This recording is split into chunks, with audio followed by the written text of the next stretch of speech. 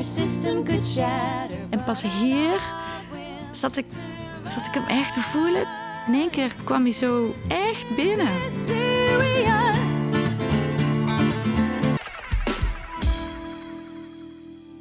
In this episode of 2 Meter Sessions, we welcome Anneke van Giersbergen and her band for a new session. As early as 2003, we saw her name appear in our archive when she recorded a radio session with us as the singer of The Gathering.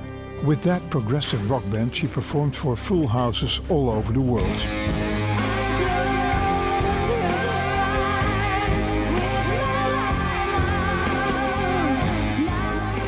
In 2007, Anneke left The Gathering and embarked on a solo career. Her rock side never disappeared, but we also got to know Anneke as a singer and songwriter of delicate songs that leaned more toward folk, as we also heard in the 2 Meter studio in 2021. If I didn't love you like I love you, I wouldn't be the woman I am today. My mind will wander, my heart will. At the beginning of 2025, Anneke released the first of 3 EPs with La Vie. Together they will eventually form the album La Vie, La Mort, L'Amour.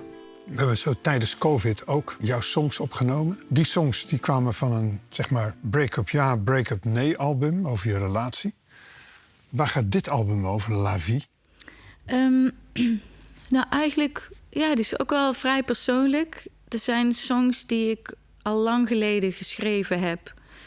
En songs die ik recentelijk geschreven heb. En vorig jaar zijn allebei mijn ouders overleden.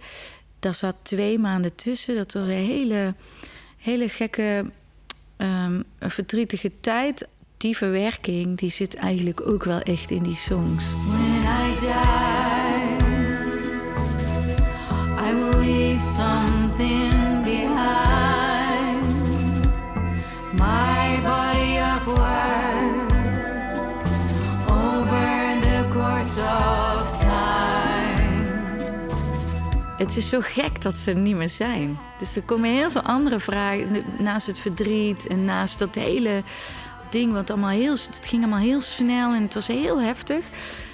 En dan nu zijn we een jaar verder en dan het is gewoon een gekke gewaarwording dat je ouders zijn ook de mensen die jou het langst kennen in jouw hele leven. Dus vanaf moment 0 dat je er was, ja, jouw moeder en je vader, die kenden jou al. En die zijn er dan niet meer. En dat is heel gek.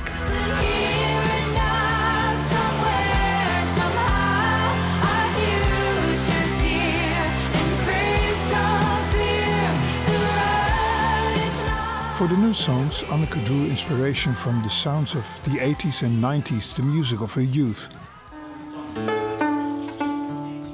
Especially for this 2 Meter session, Anneke has reduced her 8-piece live band to a quartet for a more intimate approach. Ja, ik had veel keuze van wie neem ik dan mee hier naartoe. En ik wilde eigenlijk wel een kleinere vorm voor hier. Dus ja, dan kies je gewoon op intuïtie van, nou oké, natuurlijk gitaren en Ellie met de viool en de harmonies die zij altijd zo mooi zingt. Ja, dat was op zich een makkelijke keuze. Nou, de grote uitdaging is wel om de arrangementen voor 8 man te laten werken met een groepje van 4. Het is heel fijn dat we Ellie wel bij ons hebben, de viool hebben.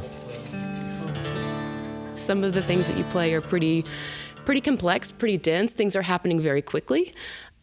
But you're also really responding to the people around you. So I have wonderful bandmates with Anneke. We have great guitar players, and of course Anneke's vocals are incredible. And so my job is to really be the voice that fits in. Anneke vertelt het verhaal. En wij zijn zeg maar de kleur en het behang eromheen om het verhaal te ondersteunen. Dus wij moeten niet daar overheen gaan zitten, want dan wordt het verhaal blurry. 1 minute to kiss you, a lifetime to miss you. I'd kill to be in your arms for one more nanosecond. Whoa, 1 minute to kiss you, a lifetime to miss you.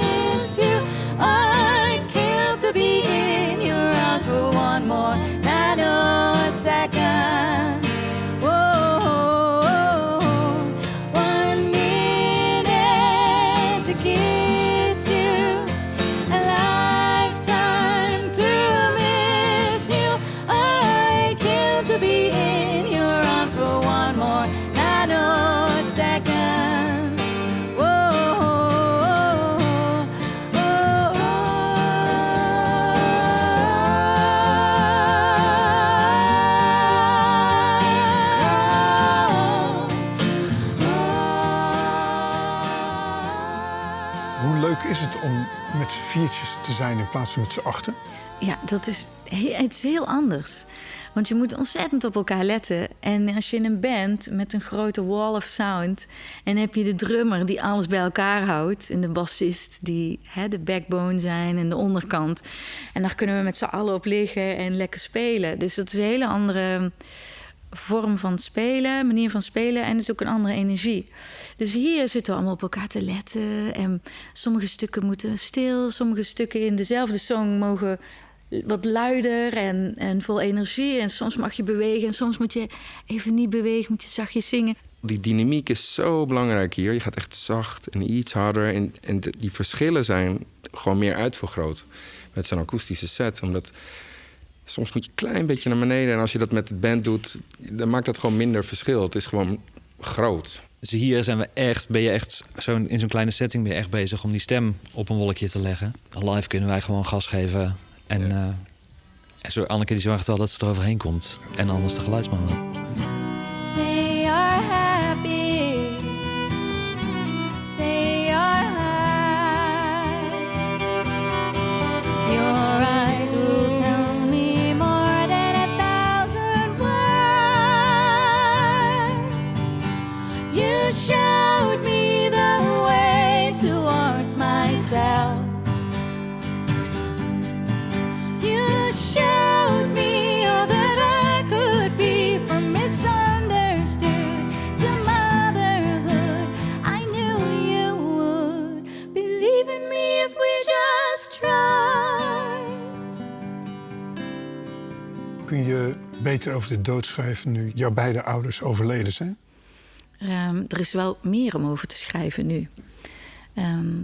Maar ik ben zelf niet bang voor de dood. Ik kan daar best wel goed iets over zeggen of schrijven of over praten. Er staat een song op de EP die heet When I Die. En die heb ik al langer geleden geschreven. Maar het gekke is, ik heb een aantal songs geschreven die over dood gaan, of over het leven, of over eigenlijk dit soort dingen waar je ook mee bezighoudt als je wat ouder wordt en zo. Dan ga je een beetje terugkijken, je gaat reflecteren. En toen gebeurde dat met mijn ouders en toen eigenlijk sluiten die songs allemaal heel erg aan op gewoon wat er allemaal nog ging gebeuren en wat er gebeurd is. En dan krijgt in één keer zo'n song die eigenlijk over mij zet. En ik zit dan te denken, als ik doodga, wat gebeurt er dan? Dus het gaat eigenlijk, het is een reflectie, het gaat over mijzelf, maar eigenlijk komt zo'n hele situatie gaat dan in zo'n lied zitten. En ik moet je zeggen dat pas toen en dan je speelt hem in en je gaat naar de studio en dan zing je hem. En natuurlijk heb je die tekst en je hebt hem verfijnd. En je speelt hem live ook met de band. We hebben heel mooi licht, we hebben die grote band. En pas hier zat ik hem echt te voelen. Dacht ik, oh ja. En dan kwam dat allemaal terug omdat het zo klein is. En we speelden hem zo, we waren alle vier zo geconcentreerd. En in één keer kwam hij zo, misschien wel voor het eerst binnen. Echt binnen. Ja. When I die, my body will stay behind, rapidly changing from flesh to dust.